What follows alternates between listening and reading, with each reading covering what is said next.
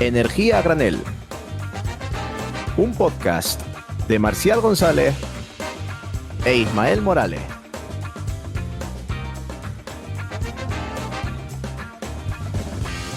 Y buenas tardes, buenos días, buenas noches, bienvenidos ahora sí al primer programa canónico de Energía a Granel. Yo soy Marcial González y me acompaña, como siempre, el grande Ismael Morales. ¿Qué tal, Ismael? ¿Cómo estás? Por fin hemos llegado a las ondas después de tanto tiempo pensando, dándole vueltas, rompiéndonos el coco, cómo íbamos a hacer esto, qué información íbamos a traer. Por fin estamos aquí y sobre todo agradecer a los oyentes que estén escuchando, bueno, esta idea que hemos tenido Marcial y yo de traer el mundo de la energía a todos ustedes. Efectivamente, y a la red Podcastidae por acogernos en este proyecto al que le tenemos dedicada muchísima ilusión y de verdad que tenemos muchísimas ganas de exprimir todo el contenido que tenemos, de sacarle todo el jugo. Así que, ¿por qué no vamos a entrar ya en materia, Ismael? ¿Le damos? Pues le damos, por supuesto. Yo hoy he venido, primero, antes que nada, a hablar de mi libro, que no es que tenga yo ningún libro, pero si hay una forma de generar energía que me gusta, es la eólica marina. ¿Qué es esto No sabíamos nada. Claro, no lo habéis intuido, ¿no? ¿Y qué No. es esta eólica marina? Pues bien, esto es que los aerogeneradores, en vez de estar en tierra, como estamos acostumbrados a verlos, están en el mar. Y pregúntame, Ismael, ¿por qué? ¿Por qué? Y encima yo, que soy de La Mancha y he vivido con molinos toda mi vida en tierra, ¿por qué los han trasladado al mar? Vale, pues lo más importante es por dos cosas. Porque en el mar, al no tener zonas rugosas terrestres, es decir, montañas y demás, tenemos mucho más viento, porque no lo paran las montañas, no lo paran los árboles, y no solo tenemos mucho más viento, mucho más recurso eólico, sino que este es mucho más constante. No tenemos tantas subidas y bajadas de viento, tantas rachas, que esto es en parte provocado por la corteza terrestre. Entonces, nos interesa bastante esos aerogeneradores marinos. Y bueno, también destacar que en el mar no ocupan un espacio importante que pueden ocupar en tierra y podemos alejarlos mucho de la costa para que ni siquiera tengan un impacto visual. ¿Qué te parece, Ismael? Pues yo hasta ahora solo conocía eólica marina en el Mar del Norte y el Mar Báltico, pero en realidad, ¿cuál es el potencial? ¿Dónde podemos llegar? ¿En qué mares podemos instalar esa eólica marina? Efectivamente, ahora mismo, hoy en día, solo tenemos instalado unos 24 gigavatios de eólica marina, que es muy poquito.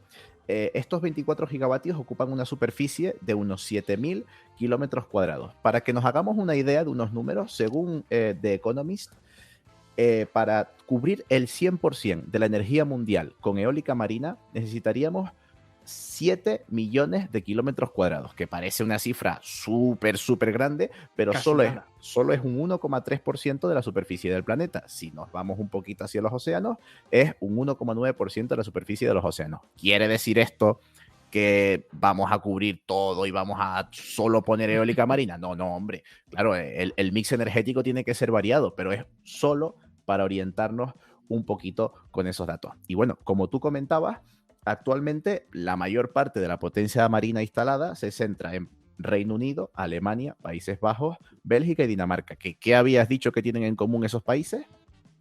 Mar del Norte y Mar Báltico. Efectivamente. ¿Por qué el Mar del Norte y por qué el Mar Báltico? Pues porque son aguas poco profundas. Los aerogeneradores marinos, por ahora, la tecnología que más está dominando es anclada al suelo. Por lo tanto, si tenemos profundidades marinas de cientos de metros, pues construir ese anclaje hasta ahí abajo no compensa económicamente para nada. Es por ello que lo que va a ser disruptivo esta década y lo que sí es verdad que está empujando muy fuerte es, pues si no ponemos anclarnos al suelo, vamos a ponerlos a flotar. Y es la eólica flotante la que va a hacer un boom de repente. Boom. Efectivamente, el boom de mi corazón. Y ya hemos visto que países como China están apostando fuertemente con la eólica marina. Y es que China ha sido el país que más ha instalado eólica marina en 2021. Como todas las tecnologías. Efectivamente, el gigante asiático no se quiere quedar atrás en el desarrollo de la eólica marina y instaló en 2021 más eólica marina que todo el resto del mundo junto, que es una auténtica barbaridad. Antes casi ni aparecía en los rankings de potencia instalada eólica marina, y ahora es que está el segundo. Es que ha crecido, pero vamos, esto sí que es una verdadera explosión.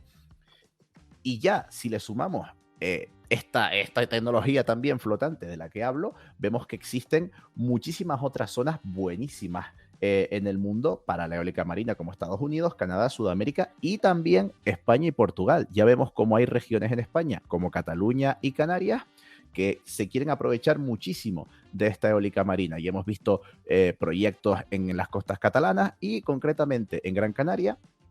Ya tenemos el primer prototipo desde hace tiempo de eólica marina en la plataforma oceánica de Canarias. Esto va a ser crucial para el desarrollo de la eólica marina en las costas isleñas. ¿Y qué te parece, Isma?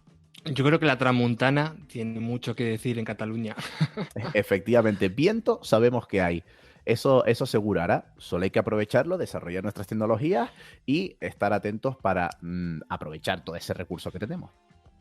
Muy interesantes esos datos que nos trae Marcial, como siempre, ese potencial de la eólica marina, no solo en el Mar del Norte, en el Mar Báltico, como comentaba Sudamérica, sino que en la misma España, esa eólica marina flotante, una vez que los costes de los dispositivos de flotación caigan, pues va a ser mucho más interesante y veremos que va a tener una competitividad, ¿no?, con otras tecnologías y esperamos, cuanto antes, que Efectivamente. esté por aquí.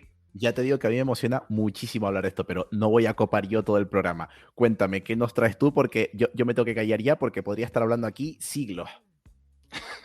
Ahorra para otros programas, pero yo solo quería comentar una noticia que ya todos conocéis, ¿no? El derrame, el vertido que ha habido de Repsol en Perú, ese desastre ecológico, ese ecocidio que ha ocasionado el vertido en la refinería de La Pampilla, en la costa de Lima, que ha afectado prácticamente a 3 kilómetros cuadrados de mar y costa y que de momento, pues bueno, parece que muchos noticieros no se han hecho eco, ¿no?, de ese desastre ecológico. Igual en los 2 primeros días, incluso la primera semana, aparecía en portadas, en titulares, pero claro, ¿qué es lo que ha pasado? Esto parece un poco como lo del Prestige, ¿no? Efectivamente, esto para los que no lo hayan visto las noticias, sí es que es muchísimo más de actualidad.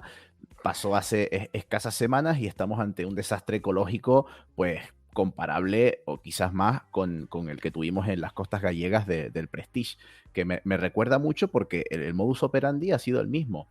Hay un desastre ecológico tremendo y la primera reacción es el taparlo. Yo me acuerdo Rajoy que salía diciendo lo de los hilillos de plastelina, ¿no? Que no Eso había no es nada, problema, eso no es nada, que exactamente. solo eran unos pequeños hilillos que parecían como plastelina, pero claro, es un desastre que no se puede ocultar porque es un verdadero ecocidio.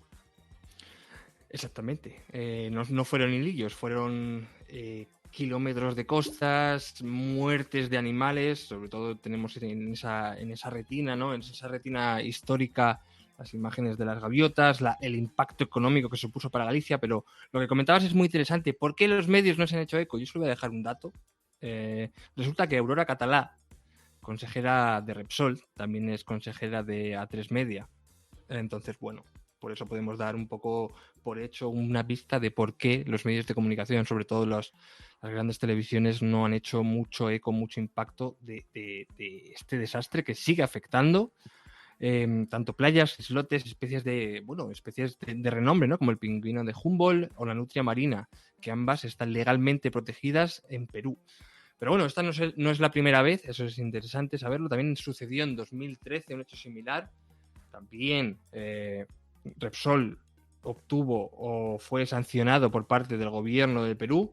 Y bueno, ante esto, ¿cuál ha sido la reacción del director general, ¿no?, Johnny Maz? Pues bueno, él lanzó una nota de prensa que tomará medidas, todas las medidas, ¿no? O sea, es como este desastre, todas las medidas que estén en mi mano para acelerar la limpieza de la zona. Pero bueno, una vez que han pasado 2 semanas, tenemos, pues bueno, que este mismo martes, Perú sancionó con 2 nuevas multas a Repsol, unas multas, digamos, de 212.000 euros por haber incumplido las medidas administrativas que estaban dictadas tras el derrame.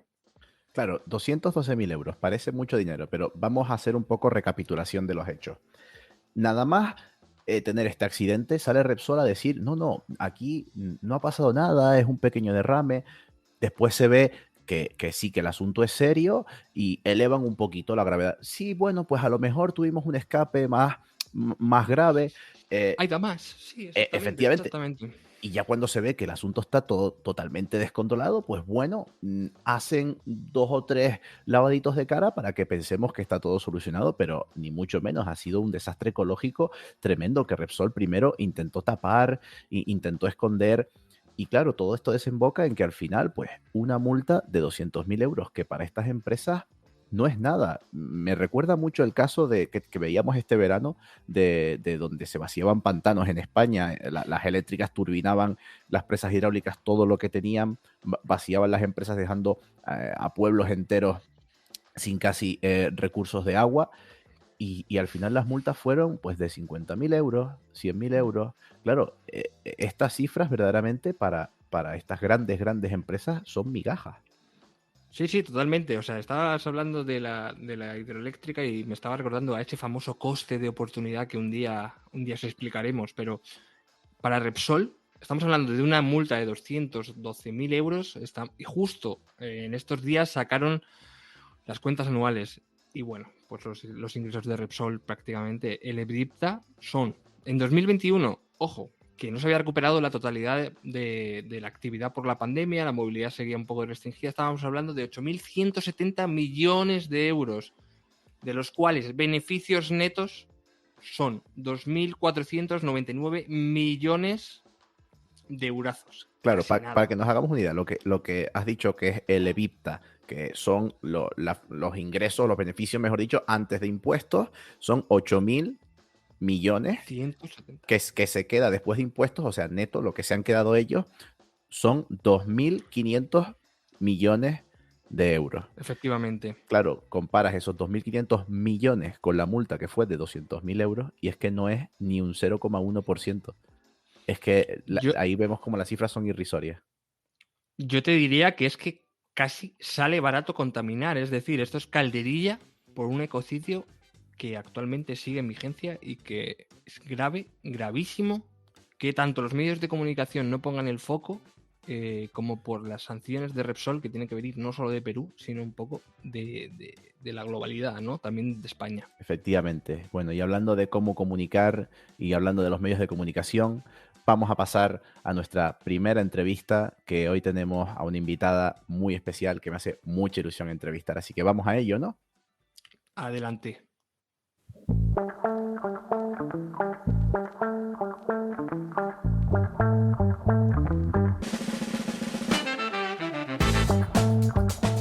Bueno. Ya estamos aquí con nuestra primera entrevista de la temporada y de la historia. Y es una entrevista que a mí me hace mucha ilusión hacer porque no solamente es una magnífica profesional, sino también es una gran amiga. Ella es graduada en física con máster en meteorología y geofísica, ambos por la Universidad Complutense de Madrid.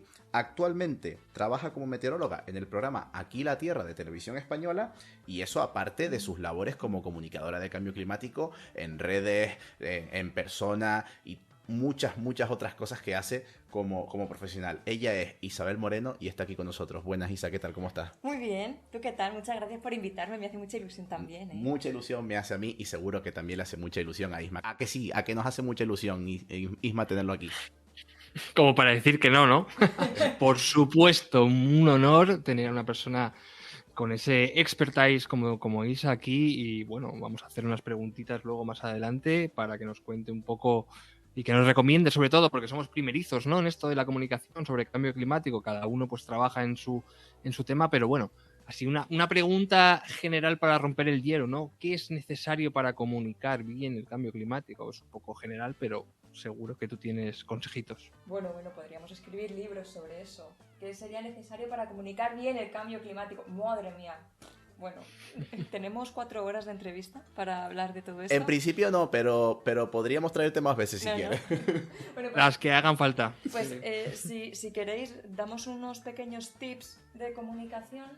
¿Sacáis papel, boli? ¿Escribís? A ver. Yo no se me ve porque no se me ve porque es un podcast, pero yo tengo la tablet y tengo el lápiz de la tablet, o sea, yo estoy apuntando cosas. Venga, apunta, empiezo. Totalmente.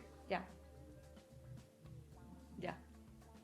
Ya Ya. está. Ya está. ¿Que ya está? Ya está. ¿Ya no tienes más tips? No existen tips concretos de cómo comunicar bien el cambio climático, cómo comunicar cualquier cosa. Sí que existen algunas reglas o algunas técnicas que nos pueden ayudar un poquito más a comunicar el cambio climático. Pero es que, ¿qué ocurre? Que en función de a quién nos dirijamos, vamos a tener que centrar nuestros esfuerzos en unas cosas o en otras cosas. Evidentemente no es igual el público que vamos a tener escuchando en este podcast, como no es igual el público que tengo yo, por ejemplo, cuando doy charlas en empresas o cuando doy charlas en administraciones, e incluso entre las empresas y las administraciones, el público es diferente, como por ejemplo cuando lo doy en los institutos. Entonces el primer paso que tenemos que tener en cuenta es a quién nos estamos dirigiendo y qué puede hacer ese grupo en concreto para luchar contra el cambio climático. Pero es que, por otro lado, otra de las cosas que tenemos que tener muy en cuenta a la hora de comunicar el cambio climático, no solo a la hora de comunicar el cambio climático, sino cualquier cosa, es que cuando tú hablas con una persona sobre algo en lo que tú eres muy experto, como por ejemplo tú, Marci, que eres experto en energía, si tú quieres hablarle de energía a una persona, no se trata de que tú le cuentes a esa persona todo lo que sabes, sino lo que la otra persona necesita entender. Y esto marca una diferencia tremenda en cómo se construye el mensaje. Yo, por ejemplo, a veces cuando me leo, me doy cuenta de que yo soy muy poco rigurosa cuando hablo de cambio climático. No utilizo muchos números, incluso a veces no meto cuestiones de incertidumbre, no meto márgenes de error, porque entiendo que las personas que me están escuchando, que me están leyendo, a lo mejor no entienden qué significa eso. Y si no tengo el tiempo suficiente para explicarles qué es eso, pues intento transformar el mensaje para que llegue exactamente lo que yo quiero transmitir. Entonces yo creo que con esto tenemos como dos ideas claras de cómo enfocar cualquier mensaje que queramos lanzar, y en concreto en el cambio climático. Primero, saber a quiénes nos dirigimos y tener en cuenta que esas personas tienen que entender ciertas cosas, no que tú sabes mucho de cambio climático. Y luego contarlo con más empatía, con menos empatía, este tipo de cuestiones. Pero sí, al final termina siendo prueba-error y ver qué te funciona mejor que otras cosas. Sí, es súper interesante lo que comentas porque nosotros que trabajamos en el sector energético, con todo el problema de los precios de la electricidad que hubo un momento en el que tenías que transformar el relato súper técnico con unos ceros, comas, puntos, millones de euros del sector eléctrico para pasarlo a una masa general, ¿no? Al público para que comprendiera lo que estaba pasando. Y sí que es verdad que transformar ese relato para comunicarlo, como tú dices, en ese segmento de público más joven, un poco con menos expertise, es complicado. Y sí que es verdad que hay que tener mucha empatía, como comentas, con todo este tipo de cuestiones. Y no sé si Marci tiene alguna pregunta también por ahí, escondida. Hilando ahora con lo que me dice, me acabo de acordar, claro, yo me acuerdo cuando estuvimos hablando de todo esto de los precios del gas, que si el precio de la electricidad está desbordado, el precio se daba en euros por megavatio hora de energía generado. Y yo creo que la gente no sabía lo que era un megavatio hora. Claro, es que nadie claro, sabe lo que es un megavatio. De hecho, a mí me pasa, o sea, son unidades que a mí me cuesta entender. Entonces, claro, hasta que me dicen, vale, o sea, eso son la cantidad de julios que están pasando a tu secador, por ejemplo. Y dices, vale, entonces si me hablas en julios yo te entiendo. Pero claro, yo le llego a mi madre y le digo, oye, mira, que es que esto es que están pasando 1500 julios cada segundo. Mi madre me va a decir, ¿qué es el julio? El vecino del quinto. Claro, yo cuando empezaba a poner en redes, pues bueno, hoy el megavatio hora está a 100 euros. Claro, mucha gente me respondía al principio y me decía, ¿eso es mucho? ¿Es poco? ¿Cuánto es un megavatio? O sea, claro, hay que al final llegar a la gente con esa simpleza de decirle que no es porque hay que mandar un mensaje simple, sino porque hay que mandarlo para que se entienda, como tú dices exactamente. Entonces, claro, hay que explicar, oye, pues un megavatio hora son 1000 kilovatios hora. Que el kilovatio hora ya es algo que controlamos más porque es lo que aparece en nuestra factura. Y ya podemos decir, bueno, pues si funciona el horno a máxima potencia tantas horas, más o menos son tantos kilovatios hora. Y ya la gente puede empezar a hilar. Y creo que ahí has dado con un dato clave. Claro, eso es muy importante. Y luego además date cuenta de otra cosa, que a mí también me parece muy importante. No podemos pretender que todo el mundo conozca de todo y todo el mundo sepa de todo. O sea, no podemos pretender que todo el público que nos está escuchando ahora mismo, simplemente a lo mejor que están viniendo porque les interesa que estoy participando en este podcast, sepa exactamente qué es un julio, digamos, ¿no? Entonces... Claro, te van a decir que es un julio, un agosto, un septiembre, ¿de qué estamos hablando? También. O un Julio Iglesias, también te pueden preguntar, También. a lo mejor se ponen a cantar. Claro, entonces también tenemos que entender sabes. eso. Y lo sabes, que tenemos que hacer que transformar el mensaje para que sea entendible, entendiendo que no todo el mundo tiene por qué entendernos y ser mucho menos experto en los temas en los que nosotros hablamos. Efectivamente. Al hilo de esto, yo te traigo hoy una gráfica, porque ya verás después la pregunta que te hago. En la gráfica, que los que nos están escuchando no están viendo, pero yo se las voy a describir, aparece una línea ascendente que va marcando cómo ha subido el nivel de CO2 en la atmósfera en las últimas décadas. Y se va viendo cómo al principio estábamos en unas 320 partes por millón, fuimos subiendo, pasando por las 380, 400 y hasta las 420 partes por millón de CO2 en la atmósfera. Esto lo que ha provocado es el calentamiento global, del que Isa habla muy bien, pero a lo que yo voy a dar el dato es que sobreimpresionado en esa gráfica están las acciones que hemos ido tomando. Y se ve, por ejemplo, que en 1979, con unas 340 partes por millón en la atmósfera, se daba la primera conferencia climática mundial. En Ginebra. En Ginebra. Claro, es que son datos que tú obviamente te lo sabes, los estoy dando yo para el... ¿Ginebra qué es? ¿Es una marca de...? Creo que es una bebida. No se pueden promocionar bebidas alcohólicas aquí, por favor. Bueno, en 1996 teníamos con 30, 40, 50, 60, con 360 partes por millón de CO2 en la atmósfera, el primer informe del IPCC, que el IPCC es el panel climático global, digamos, es el referente, son el grupo de expertos que tienen un consenso en base a lo que sabemos de cambio climático, que es, claro, pues, en 1996 teníamos el primer informe y ahora vamos por el sexto, ¿no? Es más, el IPCC se funda en el 88, en 1988. El IPCC, para quien no sepa lo que es el grupo de expertos de cambio climático de la ONU. Y no es un grupo de personas que digan, esto es así porque yo lo digo y punto. No, es que analizan un montón de estudios, un montón, y cuando digo un montón son miles de estudios. Entonces, cuando hablan y nos dan esos resultados, es una fotografía bastante clara de lo que dice la ciencia hasta este momento. Entonces, si alguien por aquí que nos está escuchando está todavía un poquito despistado o despistada, cuando hablamos de cambio climático y decimos que es incuestionable, es porque efectivamente hay un consenso tremendo en la ciencia respecto a esto. Claro, y seguimos con más, no los voy a nombrar todos, pero aparecen en la imagen el protocolo de Kioto, el Acuerdo de París, pero claro, se va viendo cómo la humanidad va haciendo como más cosas, pues el protocolo de Kioto, súper importante para evitar las emisiones y no sé qué, pero claro, pero las emisiones siguen subiendo y parece que lo que hacemos no sirve para nada. Entonces, por muchas de estas cosas, pues el IPCC, el protocolo de Kioto, el Acuerdo de París, que todas estas cosas que están pasando, se ve que a la gráfica le da exactamente igual y sigue prácticamente al mismo ritmo, subiendo la cantidad de CO2 en la atmósfera. Entonces, yo te pregunto, ¿lo estamos haciendo bien? ¿Se ha comunicado bien el cambio climático en las últimas décadas? ¿Qué hace falta cambiar para que esto, en vez de seguir subiendo, empiece a bajar? Porque ya estamos llegando a unos niveles críticos planetarios. Yo creo que aquí hay varias cosas a la vez. En primer lugar, ¿se está comunicando bien el cambio climático? ¿A quién? ¿A claro, la población? Entiendo que a la población. ¿O a quién te refieres? Claro, bueno, es que aquí tenemos diferentes... ¿Sí, Isma? Diferentes públicos, exactamente. ¿Cuál es el público objetivo? ¿Cuál es el que tiene más emisiones? ¿Cuál es el que tiene que un poco encauzar esa descarbonización en la que estamos metidos? Claro, y de que...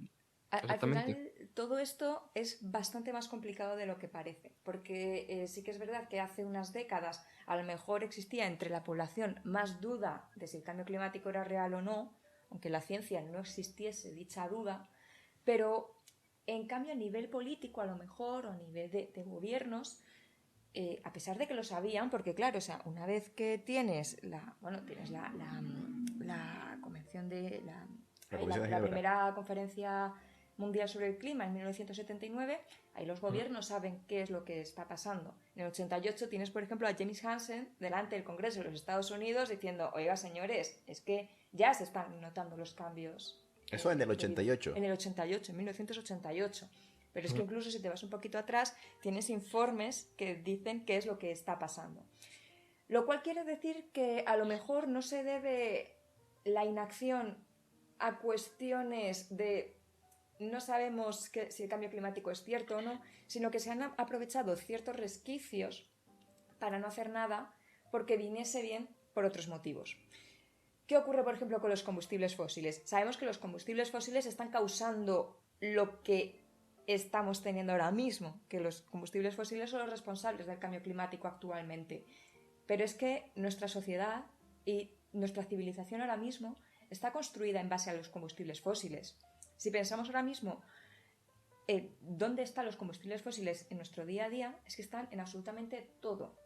Tú te compras un libro y ese libro, para ser construido, o sea, para ser fabricado, también ha necesitado combustibles fósiles. A lo mejor no el papel, pero el hecho de que a ti te traigan el libro a tu casa o que lo lleven a la tienda donde tú lo vas a comprar, ya está involucrando combustibles fósiles. Sí, claro. Aquí un ejemplo muy ilustrativo es siempre que salen las gráficas de cuánta renovable consumimos, sale, hemos generado me lo invento, el 40% de la electricidad con renovables y parece un dato buenísimo. Claro, eso es solo la generación de electricidad. Cuando miras lo que se llama la energía primaria, que es cuánta energía total consumimos, porque hay consumos que no son eléctricos, por ejemplo, el coche convencional no se alimenta de energía eléctrica, se alimenta, la energía que consume es en forma de diésel, en forma de gasolina. Entonces ahí cuando vemos ya los datos globales nos damos cuenta que la participación renovable es mínima, que todavía tenemos una dependencia de los combustibles fósiles tremenda. Pero es que es más, porque sabemos, bueno, vosotros que sois expertos en energía también lo sabréis, que... Sí, no, o sea, un dato, y es que el 95% del transporte actual sigue siendo movilizado por combustibles fósiles, es decir, es una barbaridad. Y cambiar eso es muy complicado. Y, por ejemplo, en España, ¿qué ocurre? En España sabemos que dependemos muchísimo del transporte rodado para transportar mercancías.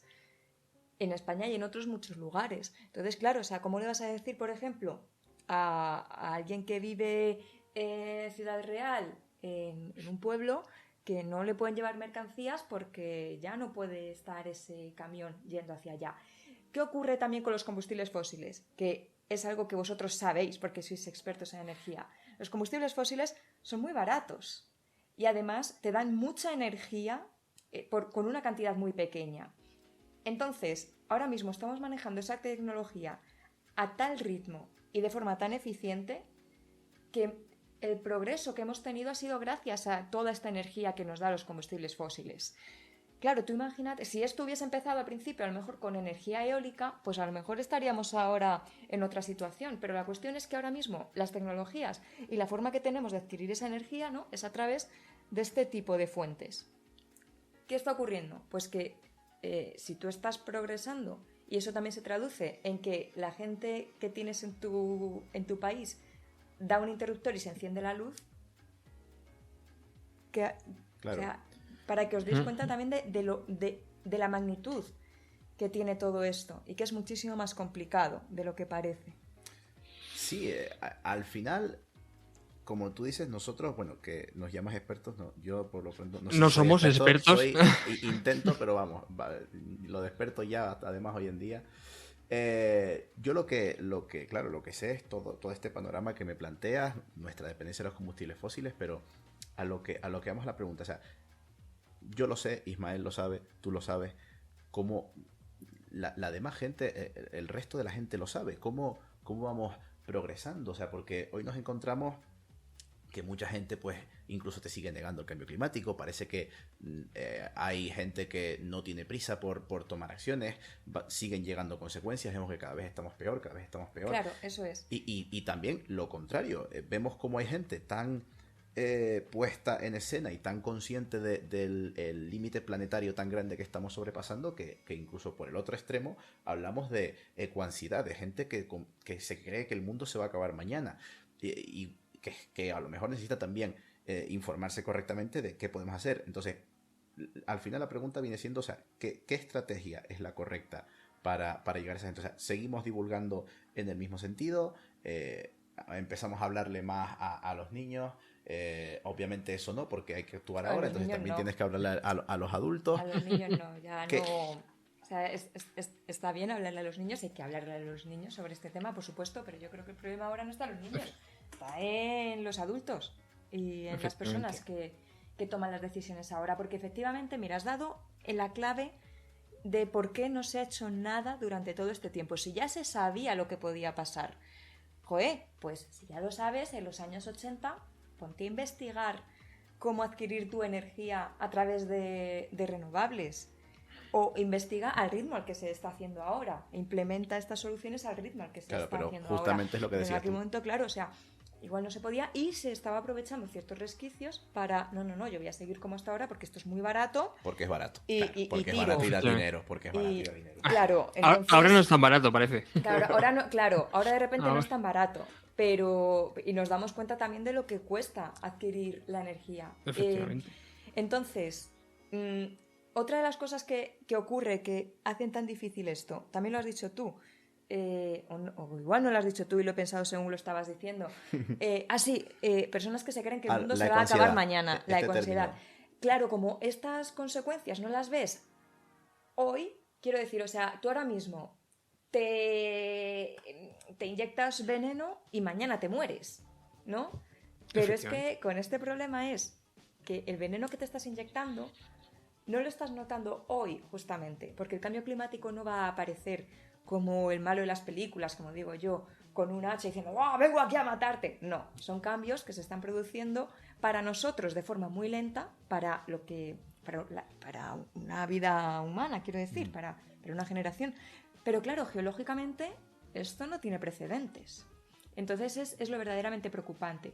¿Cómo comunicamos para, primero, que nadie se nos decepcione y nadie... Que nadie se tire por la ventana, exactamente. Que nadie entre en depresión. Y por otro lado, de una forma asertiva, digamos, y sin culpar. Porque claro, si culpamos, podemos obtener el resultado contrario al que estamos queriendo. Podemos tener a personas que se nos encabronen. Claro. Y tampoco queremos a personas que se nos encabronen diciendo es que ya me estás diciendo que es que la culpa del cambio climático la tengo yo cuando hay cientos de ricos que tienen aviones privados y que hacen 150 vuelos al año. Entonces, claro, vale, sí.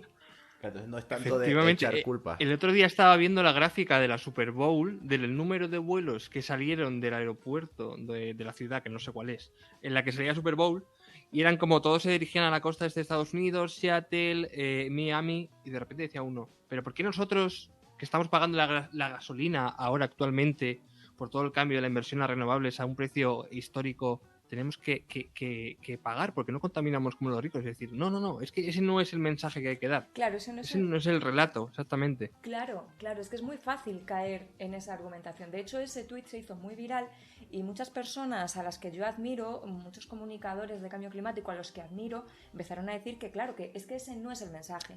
El hecho de que unas personas lo hagan mal o que cierto grupo lo haga mal no quiere o no te quita a ti responsabilidad de que las acciones que haces en tu día a día y tu forma de comportarte también tienen un impacto en el medio. Entonces el hecho de decir, no, bueno, como este insulta a 15, pues yo también voy a insultar a 20.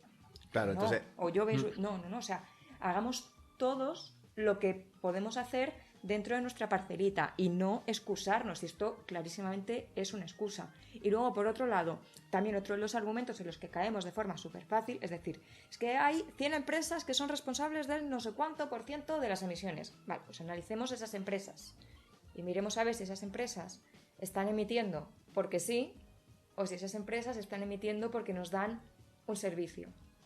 Y pongámonos el caso, por ejemplo, de las gasolineras. Uh-huh. Ahora mismo mira cómo está el precio de la gasolina. Si ahora mismo te ponen el precio de la gasolina a 5 euros el litro, ¿tú crees que la sociedad estaría tranquilita en su casa? ¿Tragaría? ¿O saldría a la calle? No. Claro. Los chalecos amarillos, los famosos chalecos amarillos. Efectivamente. Mira también lo que ha pasado en Chile. Mira lo que está pasando en Kazajstán, porque de repente energía que era muy barata, ahora cuesta muchísimo. Porque mueve nuestra vida, no es que solo mueva nuestros coches, sino que mueve toda nuestra vida, la energía al final. El sistema productivo, exactamente. Entonces aquí estamos ante un reto tremendo. Porque es un reto tanto del sistema como cultural. Así que Y con esto yo creo que ya voy terminando mi efectivamente. argumentación. Le ponemos el lacito. Sí. Terminamos esta entrevista y termino casi con el principio de todo. Hablar de esto es muy complicado y pasar a la acción es más complicado aún. Pero es que al final tenemos que saber que desde nuestra parcelita podemos hacer muchas cosas y que nosotros desde nuestra casa, haciendo comportamientos que son buenos para el medio ambiente y para todo nuestro planeta, y no solo para nuestro planeta, porque al planeta esto le da igual, sino para la civilización tal como la tenemos montada ahora mismo, ese comportamiento bueno se puede terminar contagiando a nuestra familia contagiarlo a grupo de amigos, a grupo de trabajo, y al final crear un movimiento mucho, mucho más grande. Y ese movimiento ya está en marcha, no lo olvidemos, ¿eh? Hay mucha conciencia. Claro, Sí. yo también voy a volver un poquito a lo que decías al principio, porque yo creo que es el resumen con el que nos tenemos que ir, que la comunicación tiene que ser simple, directa, al pie, sin tampoco mucha agresividad, sin echar culpa, sino que todos seamos conscientes de lo que pasa en la realidad y del camino que tenemos que tomar poco a poco. A mí, por lo menos, me ha quedado clarísimo. No sé, Isma, yo creo que la verdad ha sido una entrevista impresionante.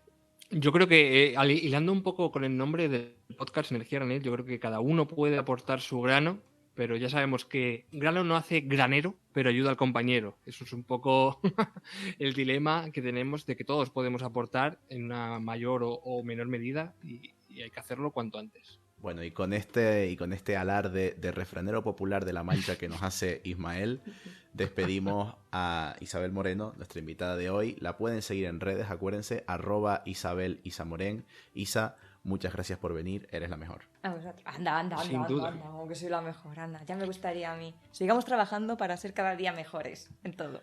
Estamos en ello. Efectivamente. Sí. Pues yo he sido Marcial González, @P_renovable, Capitán Renovable en redes, y me acompaña Isma. Despídete tú, por favor. @Ismora López en redes, pero vamos, este es el primer paso que damos en el podcast. Si quieres seguirnos, pues un programa cada 2 semanas lo tendremos en el aire, así que ya sabes, Energía Granel, el podcast que lo puedes compartir, como decía Isabel, con tu vecina, con la panadera, con la frutera. Aquí estamos y hemos venido para quedarnos. Perfecto, pues muchas gracias. Adiós a todos. Muchas gracias por escucharnos. Adiós. Adiós. Chao. Chao. Adiós.